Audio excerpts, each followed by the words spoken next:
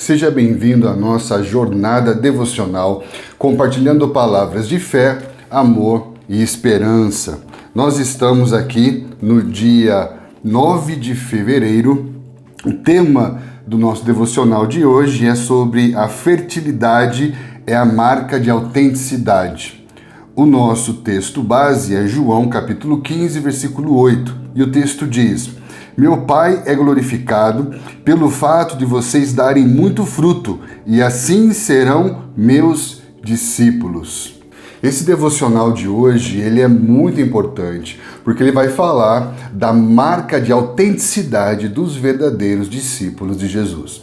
Quando falamos sobre autenticidade, a modernidade vai dizer que as pessoas autênticas são as pessoas que são o que elas querem ser ou o que elas sentem que são. Mas, ao mesmo tempo, essa busca autônoma por ser autêntico sofre muita pressão das redes sociais, da opinião pública, do consumismo, das tendências culturais. E isso vai levar a uma incoerência em que se busca autenticidade numa era em que há uma autenticidade fabricada. A prova disso é o que surgiu na modernidade como a cultura do brand pessoal. O que é isso? É a busca da autenticidade influenciada pela necessidade de você performar identidades sociais, ou seja, você constrói uma identidade pessoal e se torna um produto a ser vendido. Então, como que nós vamos falar de autenticidade numa era em que essa autenticidade é fabricada? Se na modernidade ser autêntico é você ser aquilo que você sente que é, por quê? Porque na modernidade a verdade, a autenticidade é relativa ao indivíduo. Então, se tudo é autêntico, tudo é verdadeiro, como que nós vamos reconhecer o que é realmente autêntico? Percebe que na modernidade nós estamos andando em areia movediça. E isso nada mais é do que viver em auto-engano. Será que eu sou uma pessoa boa só porque eu me sinto assim? Será que uma pessoa acreditar que está sendo autêntica faz dela autêntica de verdade? Será que nós corremos o risco de estarmos autenticamente enganados? Será que Jesus não está nos alertando ao dizer que nos últimos dias nem todo aquele que diz Senhor, Senhor entrará no reino dos céus, nem todo aquele que acredita ser algo realmente é o que deve ser? Para sairmos desse labirinto pós-moderno e dessa confusão com relação à autenticidade, Jesus faz uma declaração muito objetiva e concreta. Ele vai dizer em Mateus capítulo 7, versículo 16, que pelos frutos vocês serão conhecidos. Jesus, ao declarar que pelos frutos somos conhecidos, está afirmando que a verdadeira autenticidade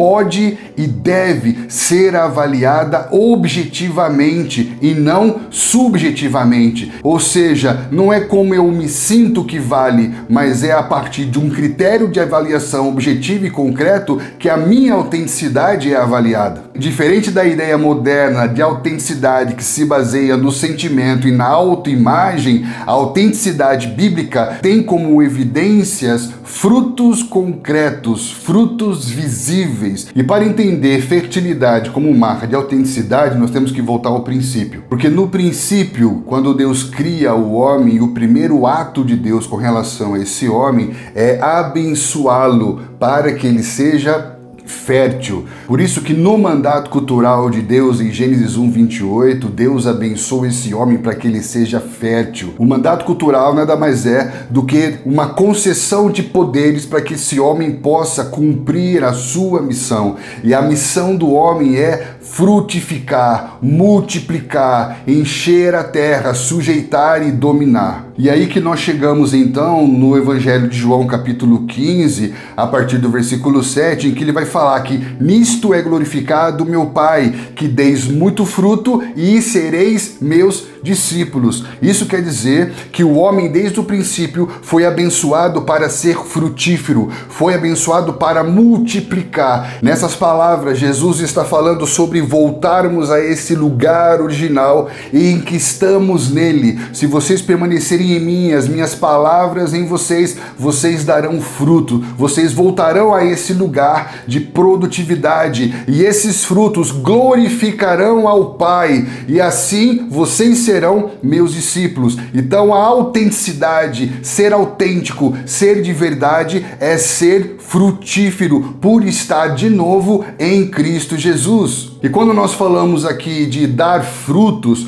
nós estamos falando de que tipo de frutos? Para que isso não soe subjetivo, para que isso não soe abstrato, para que isso não soe metafórico, nós queremos tentar organizar quais são esses frutos que a palavra está se referindo. Para entendermos melhor isso, nós queremos separar a nossa vida cristã em 3 estações. Uma primeira estação, que nós vamos chamar de estação da salvação. Uma segunda estação, que nós vamos chamar de a estação da santificação. E uma terceira estação, que nós vamos chamar de a estação da missão. Na primeira estação da vida, nós vamos dar os primeiros frutos, que a Bíblia vai chamar de frutos de arrependimento. João Batista, Jesus, os apóstolos e a igreja do primeiro século enfatizavam frutos de arrependimento como evidência de uma experiência de salvação genuína. Esses primeiros frutos de arrependimento nada mais são do que as primeiras mudanças que são provocadas na nossa vida por causa da experiência de regeneração. Uma das maneiras de entender isso é observar a jornada de Israel dentro do que nós vamos chamar das 7 festas. Por quê? Porque ele passa primeiro por Páscoa. Páscoa tem a ver com salvação, tem a ver com um novo nascimento, um nascer para uma nova realidade. E o primeiro dia depois de Páscoa já representa a festa de pães asmos. O que significa essa festa de pães asmos? É a festa do pão sem levedo, que tipifica uma nova natureza sem malícia, sem maldade, sem perversidade. Representa o dia seguinte da experiência da salvação, que mostra a necessidade de uma consciência de mudança. Essas primeiras mudanças falam de tudo aquilo que deixamos de viver para começar a viver uma nova vida em Cristo Jesus. Portanto, esses primeiros frutos, que são frutos de arrependimento, fala do que deixamos para viver uma nova natureza em Cristo Jesus. Aquele que mente, não mente mais. Aquele que rouba, não rouba mais. Isso fala de pães asmos, de viver uma nova vida sem fermento, das primeiras mudanças que deixam claro um antes e um depois de Cristo na nossa vida. Então essa primeira estação, que é a estação da salvação, é a estação em que nós temos experiências de fé, é em que nós resolvemos nossas questões do passado, é em que nós ouvimos o chamado de Jesus para vivermos a nossa primeira infância espiritual. E então, dentro dessa jornada de crescimento espiritual, nós chegamos na segunda estação. Essa segunda estação está relacionada ao nosso processo de santificação. Nós somos salvos, regenerados, e agora, a partir da caminhada do relacionamento com Deus por meio do Espírito Santo, nós somos modelados segundo a imagem e a semelhança de Cristo. O processo por meio do qual o Espírito Santo começa a produzir as evidências desse trabalhar no nosso homem interior. Essas evidências é o que nós conhecemos como fruto do Espírito no singular, porque fala da divina semente a partir do qual nascemos de novo. E todas as virtudes desse fruto do Espírito florescem a partir do momento que nós cultivamos esse relacionamento com Deus. A partir do momento que fomos libertos de uma vida viciosa por Jesus, aprendemos a viver verdadeiramente livres, uma vida virtuosa com o Espírito Santo de Deus. Paulo, em Filipenses capítulo 1, versículo 11, vai chamar isso de frutos de justiça. Essa segunda estação fala do nosso processo de santificação, das evidências do fruto do Espírito, do desenvolver estatura de filhos, de uma relação de amor no tempo presente, do siga-me a Jesus, dos primeiros passos, fala de Pentecostes nas nossas vidas. Até que então nós chegamos numa terceira estação, que nós vamos chamar aqui da estação da missão. Por quê? Porque fala agora dos frutos associados à nossa missão de dar testemunho e de pregar o evangelho a todas as nações da terra. Nessa terceira estação, dar frutos vai estar associado à multiplicação de discípulos, porque Jesus comissiona os seus seguidores, os seus discípulos, em Mateus 28, a partir do versículo 19, a ir e fazer discípulos a partir da semente que você recebeu, a partir da semente que você se tornou, sendo lançado no mundo, você deve ir e, indo ao mundo, multiplicar da natureza que está dentro de você. Esse terceiro estágio está relacionado à missão, à responsabilidade da pregação do evangelho do reino e do testemunho da realidade da nova criação. Está falando daqueles que vão sofrer dores de parto para ver Cristo sendo formado em pessoas. O que vamos entender com relação a isso? Que em Cristo não há esterilidade, que no reino de Deus não há improdutividade. Uma vez que estamos em Cristo, somos frutíferos. Portanto, a esterilidade, a improdutividade, a falta de frutos na nossa vida cristã, seja qual for a estação que você esteja, é um mal a ser evitado. Por quê? Porque dar frutos é uma marca de autenticidade. Se somos de verdade, se estamos em Deus de verdade, somos frutíferos. Porque se não somos frutíferos, talvez o que vivamos seja uma religiosidade. Porque religiosidade, ao invés de dar frutos, dá espinhos. Porque a religiosidade é estéril por si só. Ela não está em Cristo, ela está baseada em autojustificação ou justificação pelas próprias obras. É por isso que no nosso devocional nós citamos algumas profecias que denunciam a falta de frutos em Israel,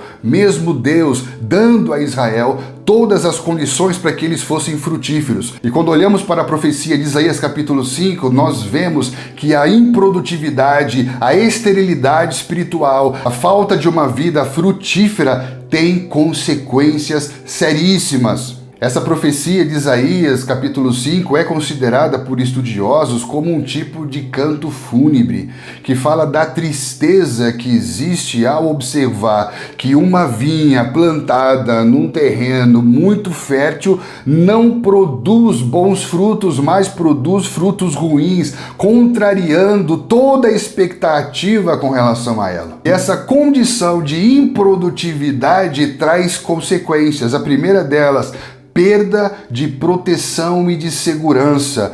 O texto fala: tirarei a sua cerca. Muitas vezes nós negligenciamos uma vida frutífera, seja os frutos de arrependimento, ou fruto do Espírito, ou frutos de fazer discípulos, para nos dedicar às nossas coisas, às nossas próprias demandas. Contudo, quanto mais trabalhamos pela segurança pessoal, mais perdemos segurança divina, provisão divina. E isso é uma consequência da esterilidade, de uma vida religiosa estéril e improdutiva. Uma outra consequência é que o texto fala que ele tiraria a cerca e ela seria pisada. Fala de invasão, fala da influência de outros domínios que, ao invés de cuidado, vai trazer destruição. Quando você negligencia ter uma jornada de crescimento na vida cristã, negligencia os primeiros frutos de arrependimento, negligencia fruto do Espírito, negligencia fazer discípulos, você está se sujeitando a uma outra influência, a um outro domínio que, ao invés de trazer prosperidade, vai trazer escassez. Uma próxima consequência que está em Isaías capítulo 5, versículo 6,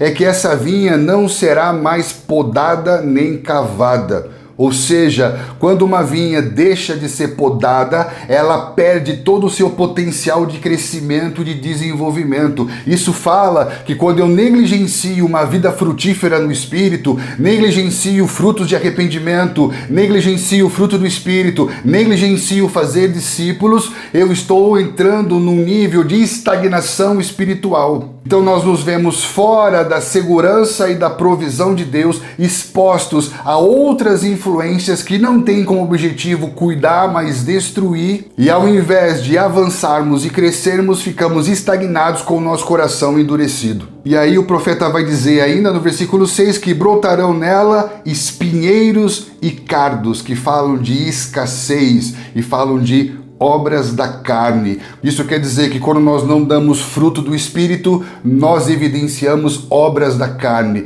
Nós começamos a viver uma vida espinhosa, produzindo obras inúteis, sem nenhum proveito, sem nenhum valor e significado espiritual. E então, por fim, a última consequência, o profeta fala que Deus vai ordenar às nuvens que não derrame mais chuva. E nós sabemos que dentro da tradição judaica, chuva quer dizer bênção. E isso quer dizer uma ausência total de bênção e favor de Deus sobre a nossa vida. E o que não está debaixo da bênção de Deus está debaixo de maldição, que nada mais é do que a ausência da graça e do favor sobre nós e sobre tudo que estamos fazendo. Veja como as consequências de uma vida infrutífera são seríssimas. Então, se o homem não foi criado para a esterilidade, por que esse homem chegou a essa condição de esterilidade? Nós vamos entender que a esterilidade é a evidência do homem não regenerado, do homem depois da queda. Por quê? Porque Romanos capítulo 3, versículo 23 vai dizer que todos pecaram e carecem da glória de Deus. Essa palavra carecer no grego é a palavra estéril, que significa falhar em alcançar o objetivo, significa não chegar ao fim, significa tornar-se inferior, destituído de poder. Todos esses significados da palavra estéril no grego confirma que o homem depois da queda falha em alcançar o seu objetivo de ser produtivo. Ser estéril nada mais é do que ser incapaz de gerar, de reproduzir coisas de Deus. Um homem sem Deus, ele é incapaz de reproduzir coisas de Deus. Por isso que João 15 fala: sem mim nada podeis fazer, porque se não estamos em Cristo, estamos separados, e separado dele, nós não temos como gerar coisas que são dele, e nós entramos nessa condição de esterilidade, de improdutividade. Por isso que Efésios capítulo 5 fala para não sermos cúmplices das obras infrutíferas das trevas. Tudo que é treva é estéril, é improdutivo, não tem frutos, só tem vícios. Então é nesse momento que, pela fé em Cristo Jesus e mediante a graça no Espírito Santo, toda a vergonha da esterilidade é removida. Quando nós voltamos lá no princípio da história de Israel, quando Deus chama um homem para que a partir de um homem ele possa constituir uma nação que será o seu povo como um testemunho para todas as nações, esse homem, Abraão, chamado para ser pai, ele não podia ter filhos. Ele era casado com Sara, que era estéril, e assim, crendo na promessa de Deus, ele gerou Isaac, que se casou com Rebeca, que também era estéril, e de Isaac nasceu Jacó, que amou Raquel, que também era estéril. Quem eram esses homens? Eles eram os patriarcas, os progenitores de um povo que Deus chamou de meu povo, Abraão, Isaac e Jacó, e todos eles estavam dentro de um contexto de esterilidade natural. A grande lição que aprendemos com os patriarcas é que para gerarmos algo de Deus, nós precisamos de Deus. Se geramos algo que glorifica a Deus na terra, geramos pela fé, mediante a graça, mediante o poder da palavra de Deus que opera dentro de nós. Por isso que a religiosidade é espinhosa, ela fere, ela machuca, e nós somos chamados para viver uma verdadeira espiritualidade produtiva. E para encerrar, eu quero dizer duas coisas importantes. João capítulo 15, ele vai dizer no versículo 2, todo ramo que estando em mim não dá fruto, ele corta. Muitas pessoas associam esse texto com cortar, de lançar fora, mas como nós vemos, aqueles que estão nele e não dão fruto, não são jogados fora, são levantados do chão. A palavra cortar ali significa levantar. Imagine um ramo que se quebrou, mas que fica pendurado e perde a sua capacidade de frutificar. Então ele levanta do chão, ele reenxerta, ele amarra, ele firma, para que então esse ramo possa ser fortalecido e voltar a dar fruto. Cortar aqui tem a ver com disciplinar, reposicionar, para que volte a dar fruto. Se você está em Cristo, mas tem uma vida improdutiva, se você não tem produzido frutos de arrependimento, nem fruto do Espírito, nem discípulos, e tem experimentado as consequências de uma vida improdutiva, é o momento de ser disciplinado, de ser corrigido,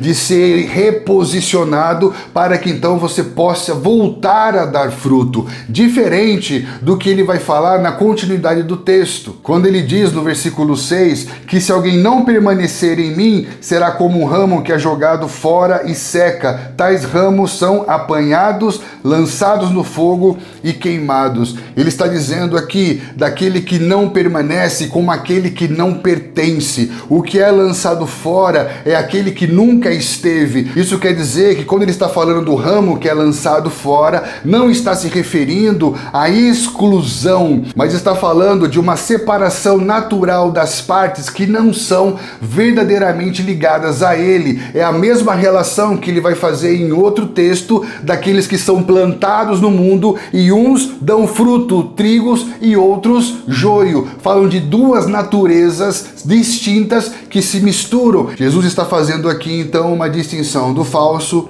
para com o verdadeiro. Então é muito importante que nós façamos essa avaliação. Se nós não estamos dando frutos, é porque estamos quebrados, é porque caímos, é porque estamos fracos e precisamos ser restaurados, precisamos ser reposicionados, precisamos ser disciplinados? Ou nós não estamos dando fruto porque não estamos de fato nele, não tivemos ainda a experiência de novo nascimento para vivermos uma nova vida nele? E por fim, lembrarmos que João 15,6 vai dizer que não fomos nós que escolhemos ele, mas ele que nos escolheu e colocou sobre a nossa vida um desígnio, um propósito bem claro e bem definido, que nós possamos ir e dar frutos e frutos que permaneçam, a fim de que tudo o que pedimos ao Pai em nome do Filho, ele nos conceda. Além de sermos frutíferos como uma marca de autenticidade, os nossos frutos precisam passar por um controle de qualidade. Os verdadeiros frutos são frutos que permanecem, são frutos que resistem ao tempo, os frutos que provam a sua autenticidade ao permanecerem. Portanto, biblicamente, não tem como validarmos frutos que não passam pela prova do tempo, não tem como validarmos referências que nascem de um dia para o outro. Tudo é validado pelo permanecer. No mundo que se forma experts de um dia para o outro e que as pessoas estão em busca de resultados rápidos, somos chamados para uma vida cristã perseverante, que permanece com paciência, cultivando diariamente uma vida no Espírito, a fim de darmos frutos para a glória de Deus e que os nossos frutos permaneçam. Então esse devocional é extremamente importante para que de uma vez por todas não venhamos negligenciar sermos frutíferos, que hoje você possa ter uma experiência profunda com Deus, e assim como ele fez com Ana, que significa graça, que da sua esterilidade gerou Samuel, e assim como ele fez com Isabel, que da sua esterilidade gerou um João Batista, que hoje ele possa remover a vergonha da esterilidade, a vergonha de uma vida improdutiva, para que em Cristo Jesus, pelo poder do Espírito Santo, possamos dar muito fruto e assim nosso Deus seja glorificado e sejamos reconhecidos como autênticos discípulos de Jesus. Medite sobre isso, ore sobre isso, compartilhe essa palavra com os irmãos e espero encontrar você aqui no nosso próximo devocional.